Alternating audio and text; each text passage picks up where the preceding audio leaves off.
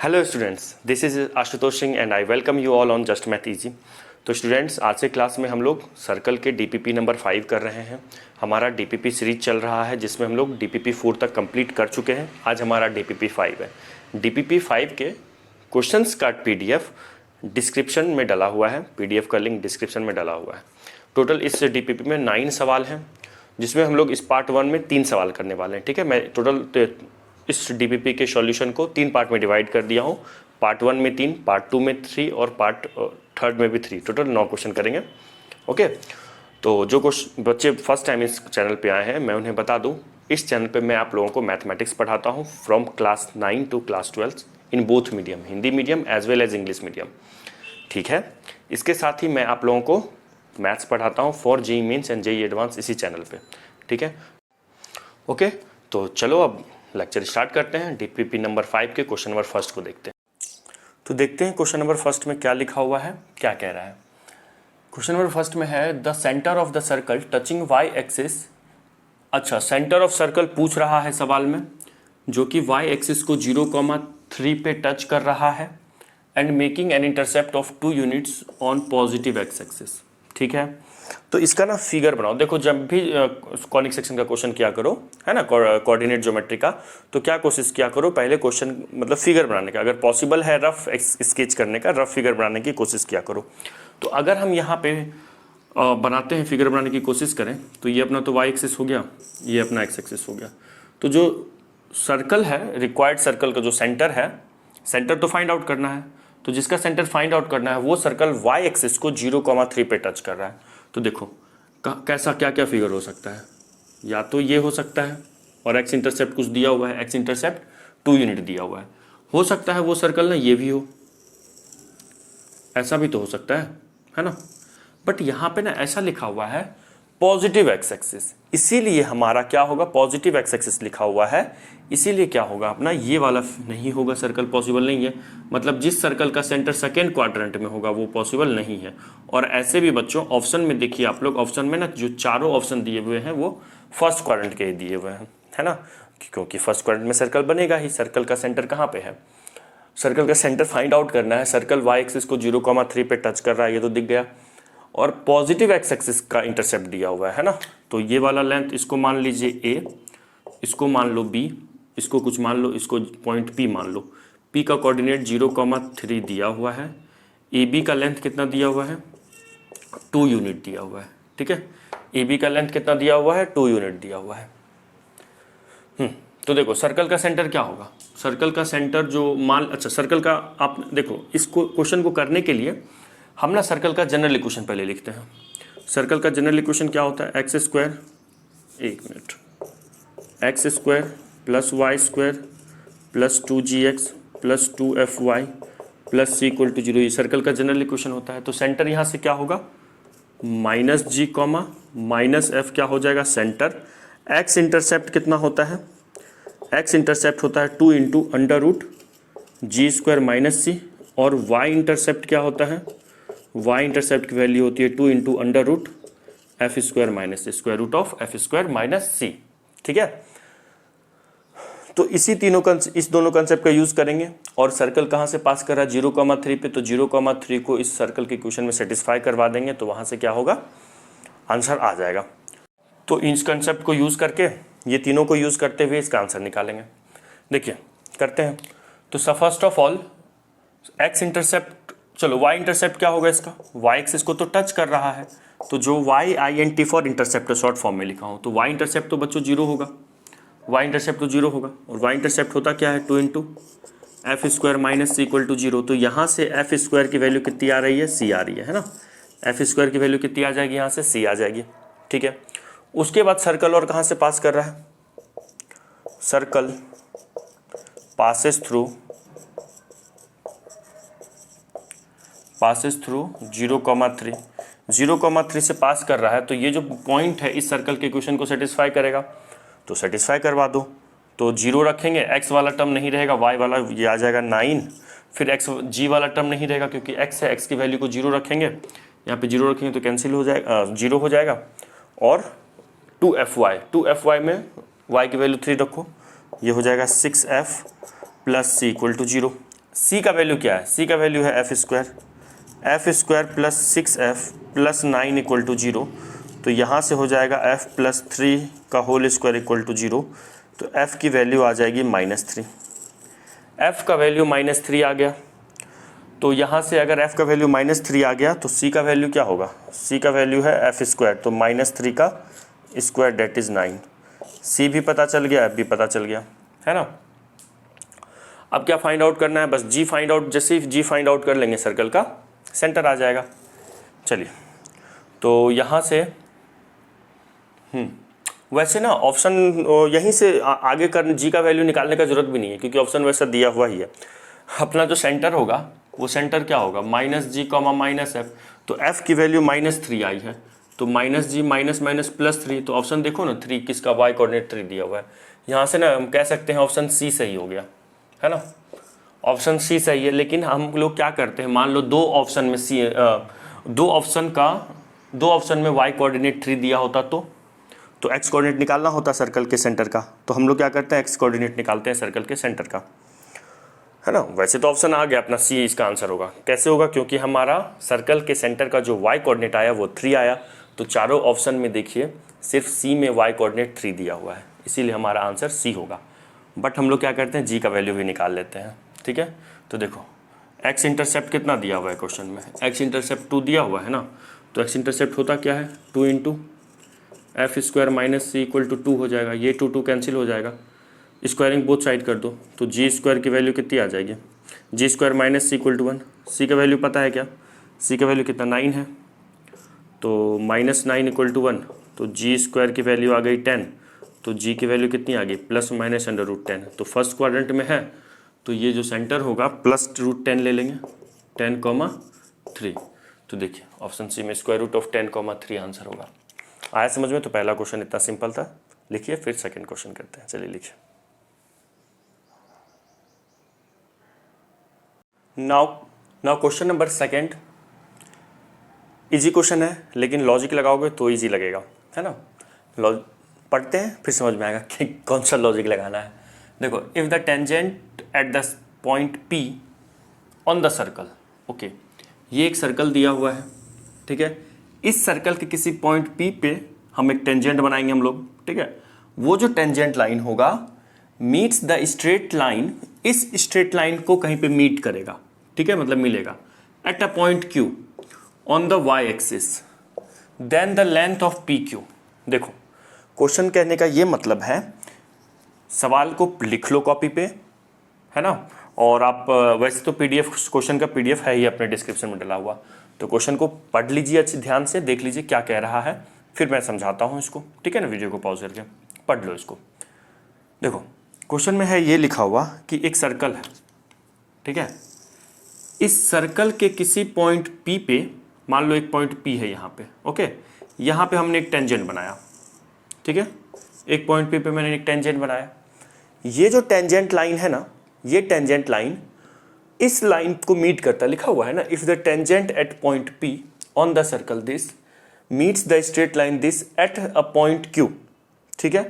तो ये जो टेंजेंट है किसी स्ट्रेट लाइन को, मान लो, अच्छा एक मिनट, ये स्ट्रेट लाइन किसी दूसरे लाइन को, उस लाइन का इक्वेशन क्या लिखा हुआ है, 5x - 2y + 6 = 0, इसको मीट कर रहा है, मतलब टेंजेंट इस लाइन को कहीं पे इंटरसेक्ट कर रहा है। जिस जगह पे इंटरसेक्ट कर रहा है ना, उस पॉइंट का नाम है Q, लिखा हुआ है at point Q on the y axis. Additional information ये दिया हुआ है कि ये जो पॉइंट Q है ना y एक्सिस पे है, ठीक है। ये मान लीजिए ये अपना क्या है, ये y' हो गया और ये y हो गया, ये क्या है अपने पास, ये y एक्सिस है, ठीक है। ये क्या हो गया, y एक्सिस हो गया। तो y एक्सिस पे अब क्या कह रहा है, तो then the length of PQ, अच्छा PQ का लेंथ कह रहा है। तो देखो इसमें क्या करेंगे हम लोग पढ़े हुए हैं कि किसी सर्कल पे किसी एक्सटर्नल पॉइंट से अगर हम टेंजेंट डालते हैं, ठीक है, मान लो ये पॉइंट x1 y1 है, let's say this is point A, है ना। इस सर्कल का इक्वेशन हम लोग ऐसे डिनोट करते हैं, पता ही आप लोगों को। तो A से लेके टेंजेंट, मतलब ये जहाँ पे टच कर रहा है, जहाँ पे टच किया उसको मान लो B है, तो जो AB का लेंथ होता है ना, इसी AB के लेंथ को क्या बोलते हैं, लेंथ ऑफ टेंजेंट बोलते हैं, है ना। और लेंथ ऑफ टेंजेंट कैसे फाइंड आउट होता है, अंडर रूट S1 करके, है ना। S1 का मतलब S अगर सर्कल है तो S1 का मतलब है ये जो x1 y1 है सर्कल के इक्वेशन में बस रख दो, सिंप्लीफाई कर दो, उसका स्क्वायर रूट लेना है, ठीक है। तो वही चीज़ यहाँ पे कर रहे हैं। अब देखो यहाँ पे ना अपने को ये जो पॉइंट B है उसका काम P कर रहा है, पॉइंट A जो है उसका काम Q कर रहा है, ठीक है ना, ये पॉइंट Q। तो P का कोऑर्डिनेट पता हो या ना हो, लेकिन अगर Q का कोऑर्डिनेट पता चल जाएगा तो देखो ना ध्यान से यहाँ पे कि Q से मैंने एक सर्कल पे टेंजेंट बनाया है, उल्टा देखो यहाँ से, जैसे A से टेंजेंट बना तो Q से टेंजेंट बना, तो Q से लेके P तक के ही डिस्टेंस को तो लेंथ ऑफ टेंजेंट बोलेंगे। ये जो लेंथ होगा, ये जो PQ का जो लेंथ होगा, PQ इक्वल टू क्या होगा, अंडर रूट S1 होगा। S1 दिया हुआ है क्या, बिल्कुल, सॉरी S दिया हुआ है क्या, बिल्कुल दिया हुआ है। इस सर्कल का इक्वेशन क्या दिया हुआ है, x square plus Y square plus 6x plus 6y, ये 2 को RHS से LHS में ले आओ तो ये -2 इक्वल टू 0 हो जाएगा। ये हो गया सर्कल का इक्वेशन, ओके, ठीक है। अब अगर मेरे को Q पता चल जाएगा, है ना, अगर Q पता चल जाएगा तो इस Q के कोऑर्डिनेट को इसमें रख देंगे और उसका स्क्वायर रूट ले लेंगे, है ना। मान लेते हैं Q का वैल्यू होगा, अगर ये y कोऑर्डिनेट पे है ना, y एक्सिस पे है ना, तो 0, मान लेते हैं 4, है ना, तो 0,4 को इसमें रख देंगे, उसका स्क्वायर रूट ले लेंगे, उसी को S1 बोला जाता है ना। आई होप अगर आप सर्कल के क्वेश्चन देख रहे हो तो ये तो आपको कंसेप्ट क्लियर ही होगा। तो यहाँ पे क्या सोचना था कि Q का कोऑर्डिनेट अगर फाइंड आउट हो जाएगा तो P का कोऑर्डिनेट निकालना सोचोगे, तभी तो 2 पॉइंट के बीच का डिस्टेंस निकालोगे, लेकिन P का कोऑर्डिनेट नहीं भी निकालोगे तो काम चल जाएगा, ठीक है। P का कोऑर्डिनेट अगर नहीं भी निकालोगे तो काम चल जाएगा, Q के कोऑर्डिनेट से काम चल जाएगा, क्योंकि Q से हम इस सर्कल पे टेंजेंट बनाए हैं, तो QP का लेंथ जो होगा वही लेंथ ऑफ टेंजेंट होगा। QP का लेंथ क्या होगा, लेंथ ऑफ टेंजेंट होगा। तो देखते अब, अच्छा Q का देखो तो x कोऑर्डिनेट क्या होगा बच्चों, Q का x कोऑर्डिनेट तो 0 होगा, y कोऑर्डिनेट नहीं पता, सोचते हैं, मान लो y कोऑर्डिनेट इसका बीटा है, x कोऑर्डिनेट तो x को Q का मान लो x कोऑर्डिनेट मानोगे कि x कोऑर्डिनेट तो 0 ही होगा ना, 0 क्यों लिख रहा हूँ मैं Q का x कोऑर्डिनेट, क्योंकि ये y एक्सिस पे है। और इसको मान लो आप क्या मान लोगे, चलो मान लेते हैं y1 मान लेते हैं, ठीक है। अब अपने को y1 निकालना है, अब देखो कैसे लिखेंगे, यहाँ पे एज Q जो 0, y1 है ये किस पे है, lies on 5x minus 2y plus 6 equal to 0। ये जो Q पॉइंट है, ये Q पॉइंट इस स्ट्रेट लाइन पे लाई कर रहा है, तो इस स्ट्रेट लाइन के इक्वेशन को सेटिस्फाई करेगा। सो x की जगह पे 0 रखो, y माइनस है ना, -2, y की जगह पे y1 रखेंगे प्लस 6 इक्वल टू 0, तो यहाँ से हो जाएगा -2y1 प्लस 6 इक्वल टू 0, तो y1 की वैल्यू हो जाएगी 3, ठीक है। तो बच्चों Q का कोऑर्डिनेट कितना आ जाएगा, 0,3, तो हो गया। तो यहाँ से PQ का लेंथ कितना हो जाएगा, PQ क्या है, ये है लेंथ ऑफ टेंजेंट है ना, लेंथ ऑफ टेंजेंट है फ्रॉम पॉइंट, कौन से पॉइंट से, फ्रॉम पॉइंट Q। तो लेंथ ऑफ टेंजेंट क्या होता है, तो PQ का लेंथ क्या हो जाएगा, अंडर रूट S1, चलिए रख देते हैं, अंडर रूट S1 निकाल लेते हैं। अंडर रूट S1 का मतलब है सर्कल के इक्वेशन में x1 y1 को रखना, है ना, ये अपना x1 है, ये अपना y1 है। x1 की वैल्यू क्या है, x1 की वैल्यू 0 है, y1 की वैल्यू 3 है ना। तो x1 की वैल्यू 0 रखो सर्कल के इक्वेशन में, तो 0 का स्क्वायर प्लस 3 का स्क्वायर 9 प्लस 6 इंटू, देखो 6 इंटू 0 0 हो जाएगा, प्लस 3 इंटू वाई की जगह पे 3 रखेंगे ना, तो 6 इंटू 3 18 -2, तो ये कितना हो रहा है, ये हो रहा है 25, है ना, ये कितना हो रहा है, अंडर रूट 25 ना,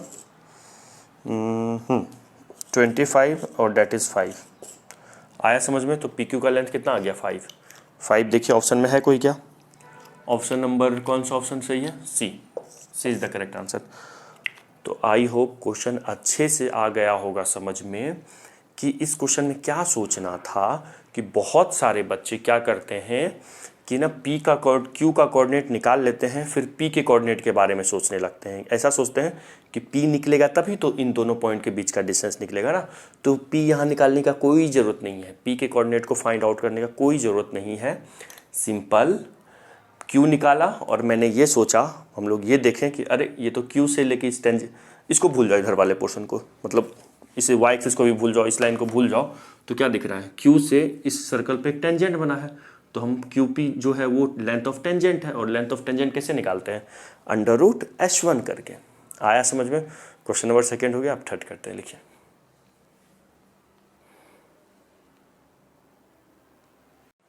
नाउ क्वेश्चन नंबर थर्ड, यहाँ पे number of tangent find out करना है। जस इस सवाल में क्या फाइंड आउट करना है, number of tangent find out करना है।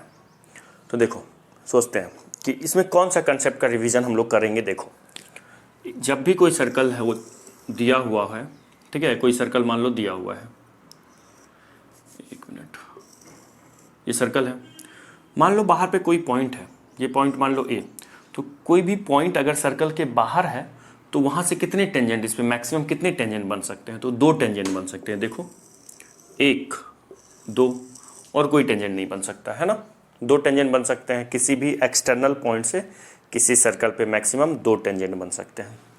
और अगर यही वाला पॉइंट मान लो ए सर्कल पे ही है तो कितने टेंजेंट बन सकते हैं, 1 टेंजेंट जो ए से पास करेगा, है ना, एक ही टेंजेंट बन सकता है, ठीक है। और यही पॉइंट अगर सर्कल के अंदर है ना, यहाँ पे कितना टेंजेंट हो गया, 2 टेंजेंट्स, ओके, यहाँ पे कितना हो गया, 1 टेंजेंट्स, है ना, यहाँ पे 1 टेंजेंट है, और यहाँ पे क्या होगा, नो टेंजेंट, ठीक है। मतलब क्या समझे हम लोग कि अगर कोई पॉइंट सर्कल के बाहर है तो 2 टेंजेंट होगा, सर्कल पे है तो 1 टेंजेंट होगा, और सर्कल के अंदर है तो नो टेंजेंट होगा। आ रही है बात समझ में? तो यहाँ पे देखते हैं क्या करना पड़ेगा, कि सोचना पड़ेगा, कि ये देखना पड़ेगा कि ये जो पॉइंट दिया हुआ है ये सर्कल के बाहर है या सर्कल के अंदर है या सर्कल पे है। सर्कल के बाहर तो 2 टेंजेंट, सर्कल के अंदर तो नो टेंजेंट, एक भी टेंजेंट नहीं होगा, और सर्कल पे होगा तो 1 टेंजेंट होगा, है ना। तो कैसे चेक करेंगे कि ये पॉइंट बाहर है या अंदर है? तो सुनो, एक हम लोग कंसेप्ट पढ़े हुए हैं, अगर S इज द, ये क्या है, S क्या है, S अगर अपना सर्कल है, ठीक है, S अगर सर्कल है और सर्कल का इक्वेशन, जनरल इक्वेशन जो होता है लिख देते हैं, ये अगर सर्कल का इक्वेशन है, जनरल इक्वेशन, ठीक है, इक्वल टू 0। और अगर कोई पॉइंट P(x1, y1) है, ठीक है, P(x1, y1) है, अब क्या करो, इस P को इस सर्कल में रखो। तो अभी हम लोग पिछले वाले क्वेश्चन में देखे हैं, अगर इस किसी पॉइंट P को सर्कल के इक्वेशन में रखेंगे तो S को क्या बोल देते हैं, उस समय H1 बोल देते हैं। तो सुनो बच्चों, अगर S1 ग्रेटर देन 0 होगा, रखेंगे तो कुछ तो न्यूमेरिकल वैल्यू आएगा, या तो पॉजिटिव या तो निगेटिव या तो इक्वल टू 0। S1 अगर ग्रेटर देन 0 होगा तो ये जो P होता है ना, P(x1, y1) outside the circle होगा, आउटसाइड द सर्कल होता है। अगर S1 इक्वल टू 0 आ रहा है तो ये P, अब इक्वल टू 0 का मतलब सर्कल के इक्वेशन को सेटिस्फाई कर दिया, तो मतलब on the circle, on the circle होगा।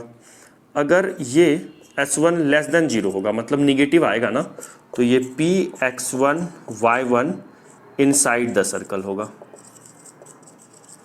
इनसाइड द सर्कल होगा। बस यही कंसेप्ट सोचना है, मतलब ऐसा सोचना है, आउटसाइड के लिए पॉजिटिव, इनसाइड के लिए निगेटिव, और इक्वल टू के लिए तो, इक्वल टू 0 के लिए तो क्या आएगा, ऑन द सर्कल ही होगा।